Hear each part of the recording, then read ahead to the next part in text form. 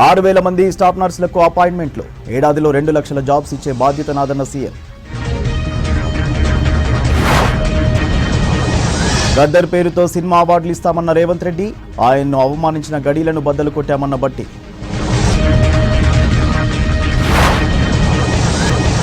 Code రాకముందే 6 గ్యారంటీలు అమలు చేయాలి. పంచాయతీల్లో సర్పంచ్లనే కొనసాగించాలన్న కిషన్ రెడ్డి.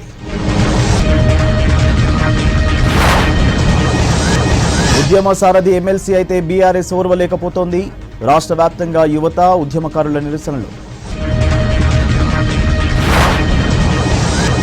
ప్రభుత్వ విధానాలపై సానుకూల చర్చ జరగాలి. తెలంగాణ గిరిజన వర్సిటీని ప్రస్తావించిన రాష్ట్రపతి.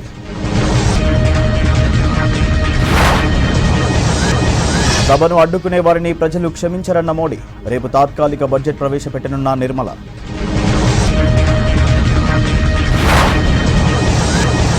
ఏపీలో 6,000 పోస్టులతో మెగా డిఎస్సీకి నిర్ణయం. వైసీపీలో చేరిన ఏపీ బీఆర్ఎస్ నేత రావెల కిషోర్. ఈడీ వేధిస్తోందని అట్రాసిటీ కేసు పెట్టిన సోరెన్. జార్ఖండ్ కొత్త సీఎంగా మంత్రి చంపై సోరెన్.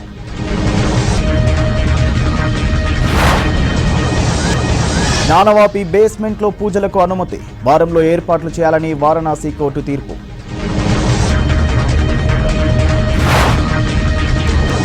రాహుల్ కాన్వాయ్పై దాడి. టీఎంసీ పనినన్న అధీర్. రైతుల్ని మరిచి మోడీ వ్యాపారులకే పనిచేస్తున్నారన్న రాహుల్.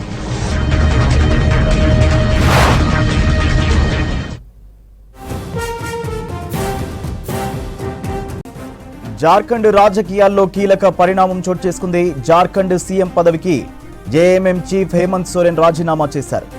ఈడీ విచారణ తర్వాత రాజ్ భవన్ వెళ్లిన సోరెన్ గవర్నర్కు రిజైన్ లెటర్ అందజేశారు. ఇటు జేఎంఎం ఎమ్మెల్యేల సమావేశంలో తమ నేతగా చంపై సోరెన్ను ఎన్నుకున్నారు. ఎమ్మెల్యేలతో కలిసి రాజ్భవన్ వెళ్లిన చంపై సోరెన్ తదుపరి ముఖ్యమంత్రిగా ప్రమాణ స్వీకారం చేయించాలని గవర్నర్కు లేఖనందించారు. దీంతో జార్ఖండ్ తదుపరి సీఎంగా చంపై సోరెన్ బాధ్యతలు చేపట్టనున్నారు. మనీ లాండరింగ్ ఆరోపణలు ఎదుర్కొంటున్న హేమంత్ సోరెన్ను ఈడీ ఇవాళ సుదీర్ఘంగా విచారించింది. కాసేపట్లో సోరెన్ను అరెస్టు చేస్తారంటూ జోరుగా ప్రచారం జరుగుతోంది. జార్ఖండ్ రాజకీయాల్లో కీలక పరిణామం చోటు చేసుకుంది. జార్ఖండ్ సీఎం పదవికి జేఏఎం చీఫ్ హేమంత్ సోరెన్ రాజీనామా చేశారు.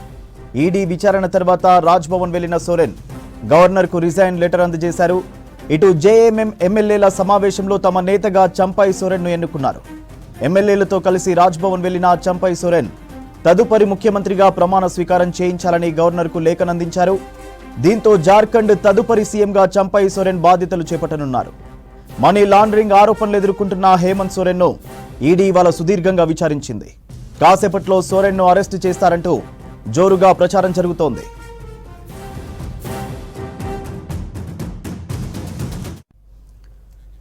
రెండు లక్షల ఉద్యోగాల భర్తీతో నిరుద్యోగుల కల సాకారం చేస్తామన్నారు సీఎం రేవంత్ రెడ్డి. ఆర్థికంగా భారమైన వెనుకడుగు వేయబోమన్నారు. 6,000 మందికి పైగా స్టాఫ్ నర్సులకు నియామక పత్రాలు అందజేశారు సీఎం. నిరుద్యోగులకు ఇచ్చిన మాటను నిలబెట్టుకుంటామన్నారు మంత్రులు.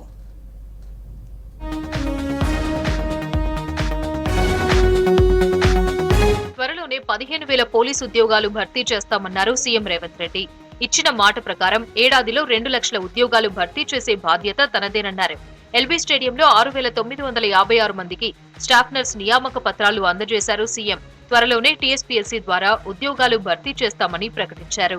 ఈ రోజు ఉన్న ఇబ్బందులను అధిగమించి ఇక్కడ 6,956 మంది తెలంగాణ నిరుద్యోగ యువకులకు విద్యార్థులకు ఉద్యోగ అవకాశాలు ఈ ప్రభుత్వం కల్పిస్తే ప్రధాన ప్రతిపక్ష నాయకుడిగా మనస్ఫూర్తిగా ఈ ఆడబిడ్డలను ఆశీర్వదించకపోతే నీకు ఆ ప్రధాన ప్రతిపక్ష పాత్ర కూడా దండగా అని చెప్పి ఇక్కడ ఉన్న వాళ్ళు అనుకునే ప్రమాదం ఉంది. చంద్రశేఖరరావు గారు ఒక పక్కన మేము వీళ్ళకు ఉద్యోగాలు ఇవ్వడానికి ప్రయత్నం చేస్తుంటే, అడ్డంకులను తొలగించి ముందుకు వెళ్ళాలని ఆలోచన చేస్తుంటే, ఇంకొక పక్కన నీ అల్లుడు ఈరోజు ప్రభుత్వం మీద వీళ్ళకు ఉద్యోగాలు ఇవ్వాల్సిన అవసరం లేదన్నట్టుగా మాట్లాడుతుండు. మీరైనా పిలిచి మీ అల్లుడికి గడ్డి పెట్టండి. తెలంగాణ ఉద్యమంలో లక్షలాది మంది నిరుద్యోగుల పాత్ర ఉందన్నారు సీఎం. నిరుద్యోగుల త్యాగాల పునాదులపై ఈ రాష్ట్రం ఏర్పడిందన్నారు. గత బీఆర్ఎస్ ప్రభుత్వం నిరుద్యోగులను మోసం చేసిందని విమర్శించారు. ఎంపీగా కవిత ఓడితే కేసీఆర్ ఎమ్మెల్సీ ఇచ్చాడు కానీ నిరుద్యోగుల గురించి ఆలోచించలేదని మండిపడ్డారు. తాము ఉద్యోగాలిస్తుంటే బీఆర్ఎస్ కు కడుపు మండుతోందన్నారు రేవంత్. నేను ఒక్క మాట గుర్తు చేయదలుచుకున్న మా చెల్లెళ్ళందరికీ, ఆనాడు నిజామాబాదు జిల్లా ప్రజలు 2019 పార్లమెంట్ ఎన్నికలలో కల్వకుంట్ల కవిత గారిని అక్కడి ప్రజలు ఓడిస్తే కన్న తండ్రిగా కేసీఆర్కు దుఃఖం వచ్చింది. ఎంబడే తన కూతురికి శాసన మండలి సభ్యురాలుగా తిరిగి ఉద్యోగం ఇచ్చుకున్నాడు తప్ప మా స్టాఫ్ నర్సులైన మా చెల్లెళ్ళ ఉద్యోగాల గురించి ఒక్కసారి కూడా ఆలోచన చెయ్యలే. ఉద్యోగాల భర్తీపై ఎన్నికలకు ముందు ఇచ్చిన మాట నిలబెట్టుకుంటున్నామన్నారు డిప్యూటీ సీఎం భట్టి. రాష్ట్రంలో ఉద్యోగ ఖాళీలన్నీ భర్తీ చేస్తామని చెప్పారు.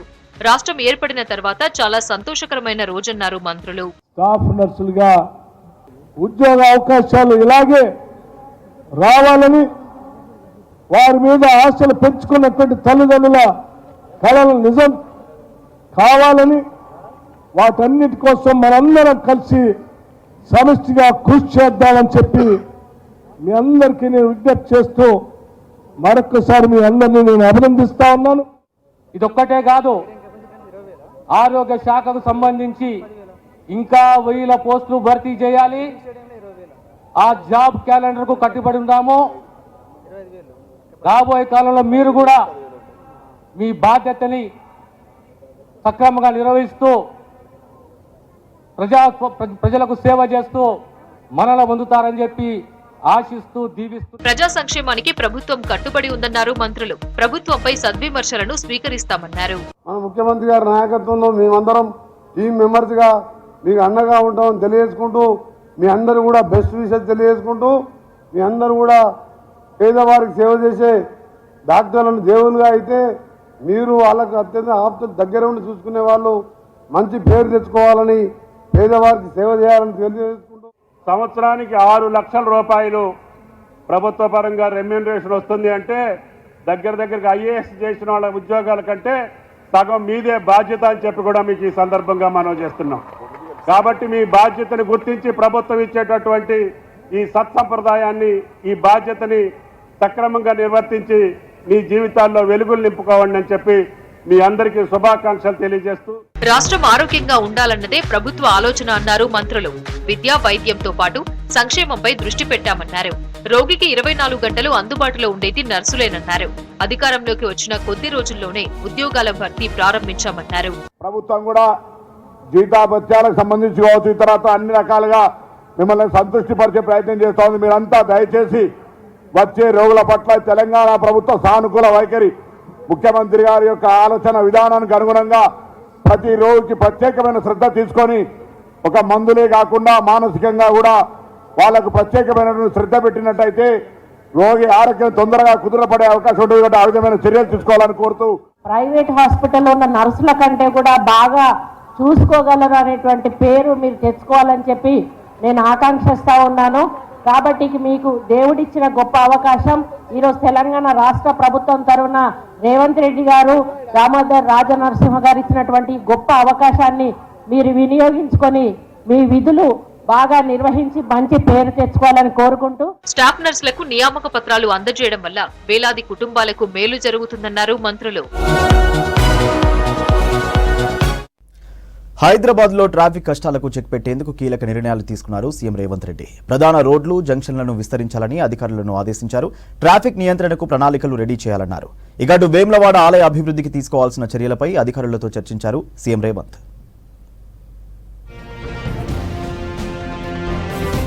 గ్రేటర్ హైదరాబాద్ పరిధిలో ట్రాఫిక్ నియంత్రణను పోలీస్ విభాగం అత్యంత ప్రాధాన్యంగా తీసుకోవాలన్నారు సీఎం రేవంత్ రెడ్డి.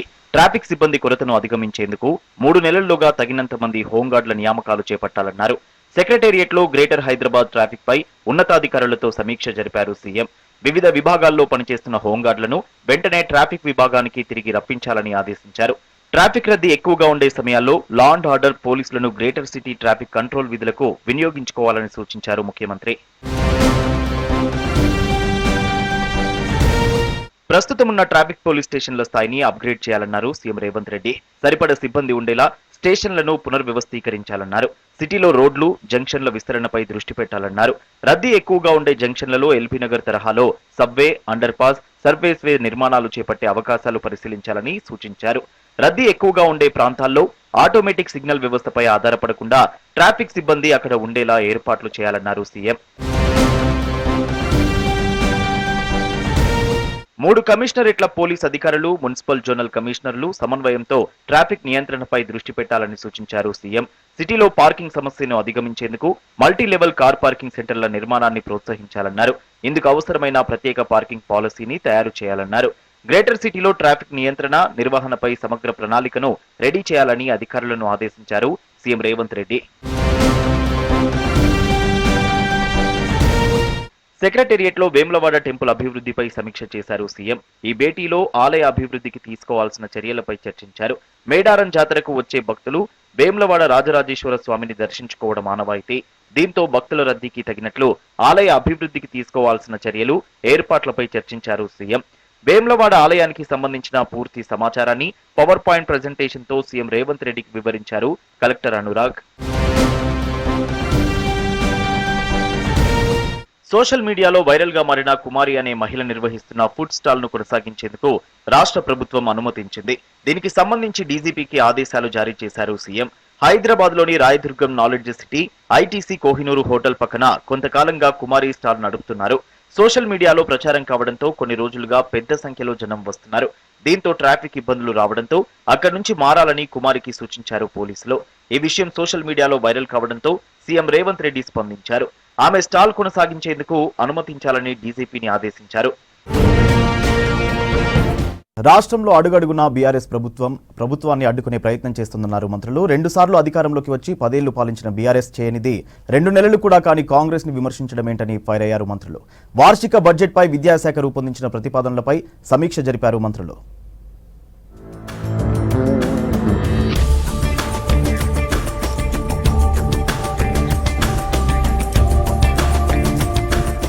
సెక్రటేరియట్లో 2024-25 వార్షిక బడ్జెట్పై విద్యాశాఖ రూపొందించిన ప్రతిపాదనలపై సమీక్ష జరిపారు డిప్యూటీ సీఎం బట్టి విక్రమార్క, మంత్రి పొన్నం ప్రభాకర్.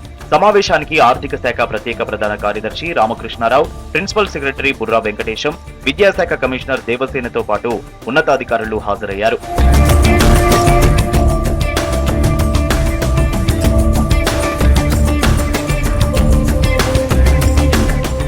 ఎమ్మెల్సీ కవిత నోరు అదుపులో పెట్టుకోవాలన్నారు మంత్రి పొన్నం ప్రభాకర్. 10 ఏళ్ల బీఆర్ఎస్ పాలనలో పూలే గుర్తుకు రాలేదా అని ప్రశ్నించారు. పార్టీ పదవులను ఎస్సీ, ఎస్టీ, బీసీలకు ఇచ్చిన తర్వాత బీఆర్ఎస్ నేతలు మాట్లాడాలన్నారు. విగ్రహాలతో రాజకీయం చేయొద్దని మండిపడ్డారు మంత్రి. మీరు మీ తండ్రి గారు అధికారంలో ఉన్నప్పుడు 10 సంవత్సరాలు ఏం చేసినారని అడుగుతాను. దాంతో పాటుగా నిజంగా మీకు బలహీన వర్గాల పట్ల చిత్తశుద్ధి మీరేదో పూలే ట్రస్ట్ అని లేదా ఇంకేదో రకరకాల దేశం తిరుగుతూ ఉంటా ఉన్నారు కదా. మీరు మీ పార్టీలో ఉన్నటువంటి తెలంగాణ రాష్ట్ర సమితి అధ్యక్ష పదవి, శాసనసభ పక్ష పదవి, కార్యనిర్వాహక అధ్యక్ష పదవి మీ కుటుంబ సభ్యులు 3 ఉన్నారు కదా. ఒక బీసీ, ఒక ఎస్సీ, ఒక ఎస్టీకి ఇచ్చి అప్పుడు న్యాయము, సామాజిక న్యాయం గురించి మాట్లాడే అరుగుతుంటారు తప్ప ఊరికనే ఏది పడితే అది మాట్లాడితే నీకు చెల్లుతుంది అనుకోవద్దు. ఇప్పుడు మీరు లిక్కర్ బిజినెస్ లో బిజీగా లేరు కాబట్టి ఊరికనే బీసీ నినాదం ఎత్తుకొని టైం పాస్ చేస్తా అంటే ఇది బీసీల ఆత్మగౌరవం ముచ్చట. ఇక్కడ బీసీల మంత్రి కూర్చున్నాడు. ఇంద్రవెల్లి అమరుల కుటుంబాలను ఆదుకుంటామన్నారు మంత్రి సీతక్క. ఆదిలాబాద్ జిల్లా ఇంద్రవెల్లి మండలం కెస్లాపూర్ నాగోబా ఆలయాన్ని ఫిబ్రవరి 2న సీఎం రేవంత్ రెడ్డి సందర్శిస్తారని తెలిపారు. ఇక్కడి నుంచే పార్లమెంట్ ఎన్నికల శంఖారావం ప్రారంభిస్తారని తెలిపారు. ఆదిలాబాద్ జిల్లా కెస్లాపూర్ లో పర్యటించారు మంత్రి సీతక్క. మన ముఖ్యమంత్రి గౌరవనీయులు శ్రీ రేవంత్ రెడ్డి గారి యొక్క పర్యటన ఫిబ్రవరి 2వ తారీఖు నాడు మధ్యాహ్నం 1:30కి కేస్లాపురంలోని నాగోబా దేవాలయానికి వచ్చి ఆ దేవుడికి పూజలు నిర్వహించి మరి ఇక్కడ దేవాలయానికి సంబంధించినటువంటి కొత్త ఫౌండేషన్స్, అదేవిధంగా కొన్ని రోడ్డు పనులు అవన్నీ కూడా శంకుస్థాపనలు కానీ, ఫౌండేషన్స్ కానీ, ప్రారంభాలు కానీ ఇవి చేయడం జరుగుతుంది. ఇక్కడ నుంచి ఇంద్రవెల్లి వెళ్ళి అక్కడ మరి భారీ బహిరంగ సభ కూడా ఉంటుంది. ఎన్నో రకాల మొక్కలు, పక్షులు, జంతువులకు ఆవాసంగా నిలుస్తున్న చిత్తడి నేలలను గుర్తించాలన్నారు మంత్రి కొండా సురేఖ. చిత్తడి నేలల పరిరక్షణకు చర్యలు తీసుకోవాలన్నారు. సెక్రటేరియట్ లో రాష్ట్రంలో చిత్తడి నేలల పరిరక్షణ, గుర్తింపు వంటి అంశాలపై సంబంధిత శాఖల అధికారులతో సమీక్ష జరిపారు మంత్రి కొండా సురేఖ. శాఖల అధికారులు సమన్వయంతో చిత్తడి నేలలకు సంబంధించిన వివరాలను సేకరించాలని ఆదేశించారు. రాష్ట్రంలో జీవ వైవిధ్యాన్ని పరిరక్షించేందుకు చిత్తడి నేలల గుర్తింపు వీలు కల్పిస్తుందన్నారు కొండా సురేఖ. వెట్లాండ్స్ కి సంబంధించిన వివరాలను అధికారులు మంత్రికి వివరించారు.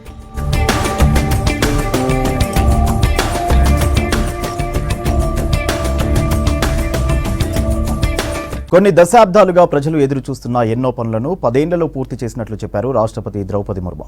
పార్లమెంటు శీతాకాల సమావేశాల సందర్భంగా ఉభయ సభలను ఉద్దేశించి ప్రసంగించారు. కోవిడ్, ప్రపంచ యుద్ధాల లాంటి మహా సంక్షోభాలే వచ్చినా భారత్ తట్టుకుని బలంగా నిలబడిందని చెప్పారు. నేడు దేశం చూస్తున్న అద్భుత ఫలితాలే 10 ఏళ్ల క్రితం రచించిన ప్రణాళికలన్నారు ద్రౌపది ముర్ము. పార్లమెంటు శీతాకాల సమావేశాలు అట్టహాసంగా ప్రారంభమయ్యాయి. ఉభయ సభలను ఉద్దేశించి రాష్ట్రపతి ద్రౌపది ముర్ము ప్రసంగించారు. గతేడాది భారత్ కు పూర్తి విజయోత్సవ సంవత్సరమని రాష్ట్రపతి అన్నారు. ఎన్నో విజయాలు సాధించడం సహా శరవేగంగా అభివృద్ధి చెందుతున్న ఆర్థిక వ్యవస్థగా భారత్ ఆవిర్భవించిందని చెప్పారు. చంద్రుడి దక్షిణ ధ్రువాన్ని చేరిన తొలి దేశంగా భారత్ రికార్డులకెక్కిందని గుర్తు చేశారు. बीता वर्ष भारत के लिए ऐतिहासिक उपलब्धियों से भरा रहा है। इस दौरान देशवासियों का गौरव बढ़ाने वाले अनेक पल आए। दुनिया में गंभीर संकटों के बीच भारत सबसे तेजी से विकसित होती बड़ी अर्थव्यवस्था बना। भारत चंद्रमा के दक्षिण ध्रुव पर झंडा फहराने वाला पहला देश बना। అమృతకాలం ఆరంభంలో కొత్త పార్లమెంటు భవన నిర్మాణం జరిగినట్లు చెప్పారు ద్రౌపది ముర్ము. అన్ని ఏక్ భారత్ శ్రేష్ఠ భారత్ ఫలాలన్నారు. G20 సదస్సును విజయవంతంగా నిర్వహించిన భారత్ ప్రపంచంలో తన పాత్రను మరింత బలోపేతం చేసిందని అభిప్రాయపడ్డారు. ఆసియా క్రీడల్లో భారత్ 100కు పైగా పతకాలు సాధించినట్లు రాష్ట్రపతి తెలిపారు. అటల్ టన్నెల్ కూడా పూర్తయిందన్నారు. భారత్ చూస్తున్న అభివృద్ధి ఫలాలు 10 ఏళ్ల కేంద్ర ప్రభుత్వ పనితీరుకు నిదర్శనమన్నారు. आदित्य मिशन लॉन्च किया। धरती से 15 लाख किलोमीटर दूर अपनी सैटेलाइट पहुंचाई। ऐतिहासिक G20 सम्मेलन के सफलता ने पूरे विश्व में भारत की भूमिका को सशक्त किया। एशियाई खेलों में पहली बार 100 से अधिक मेडल जीते। पारा एशियाई खेलों में भी 100 से अधिक मेडल जीते। भारत को अपना सबसे बड़ा समुद्री पुल अटल सेतु मिला। కోవిడ్ లాంటి మహా సంక్షోభం ఎదురైనా సగటు పౌరుడిపై ద్రవ్యోల్బణం ఎఫెక్ట్ పడకుండా సర్కార్ పగడ్బందీ చర్యలు చేపట్టిందని చెప్పారు ముర్ము. యువశక్తి, మహిళా శక్తి, రైతులు, పేదలు అనే 4 స్తంభాలపై అభివృద్ధి చెందిన భారత్ నిలుస్తుందని ప్రభుత్వం విశ్వసిస్తుందని చెప్పారు. ये ऐसे कानून है जो विकसित भारत के संकल्पों की सिद्धि का मजबूत आधार है। 3 दशक बाद नारी शक्ति बंधन अधिनियम पारित करने के लिए मैं आपकी सराहना करती हूँ। इससे लोकसभा और विधानसभा के महिलाओं की ज्यादा भागीदारी सुनिश्चित हुई है। सेंट्रल यूनिवर्सिटी कानून में भी संशोधन किया गया। इससे तेलंगाना में सरोक का सेंट्रल ट्राइबल यूनिवर्सिटी बनने का रास्ता सुगम हुआ।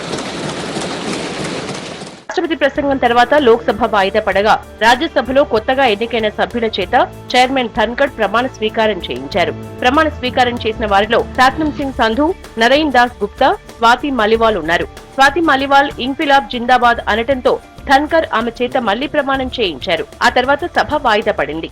ईश्वर की शपथ लेती हूँ कि मैं विधि द्वारा स्थापित भारत के संविधान के प्रति सच्ची श्रद्धा और निष्ठा रखूंगी, उसके कर्तव्यों का श्रद्धापूर्वक निर्वहन करूंगी। इंकलाब जिंदाबाद। When there have been diversions to oath in the country and outside also, and corrections had to be made. She is a young member of the house. She will bear with it. Swati Maliwal, please. అంతకుముందు session ప్రారంభించేందుకు పార్లమెంటుకు వచ్చిన president కు ఘన స్వాగతం పలికారు. రాష్ట్రపతి భవన్ నుంచి కొత్త పార్లమెంటుకు గుర్రపు బగ్గీలో వచ్చారు ద్రౌపది ముర్ము. ఉపరాష్ట్రపతి ధన్కర్ తో పాటు లోక్సభ స్పీకర్ ఓం బిర్లా, ప్రధాని మోదీ, కేంద్ర మంత్రులు వెల్కమ్ చెప్పారు. కొత్త పార్లమెంట్ లోకి రాష్ట్రపతిని రాజదండంతో గౌరవంగా తీసుకెళ్లారు. గత సమావేశాలకు భిన్నంగా రాజదండంతో ఒక వ్యక్తి ముందు నడుస్తూ ఉండగా సభలోకి ఎంటర్ అయ్యారు రాష్ట్రపతి ముర్ము. సభా వేదిక మధ్యలో రాష్ట్రపతి కుర్చీకి ఎదురుగా రాజదండాన్ని ఉంచారు. పార్లమెంటు సమావేశాలను అడ్డుకునే వాళ్లను ప్రజలు క్షమించారన్నారు ప్రధాని నరేంద్ర మోడీ. ప్రజాస్వామ్యాన్ని వ్యతిరేకించే వాళ్లు పద్ధతి మార్చుకోవాలని హెచ్చరించారు. ఇటు రాష్ట్రపతి ప్రసంగంపై స్పందించారు కాంగ్రెస్ నేతలు. బీజేపీ ఎన్నికల ప్రచారంలో ముర్ము ప్రసంగం ఉందని ఆరోపించారు. ఎన్నో విలువైన అంశాలను రాష్ట్రపతి ప్రసంగంలో పొందుపరచలేదని ఆరోపించారు కాంగ్రెస్ నేతలు.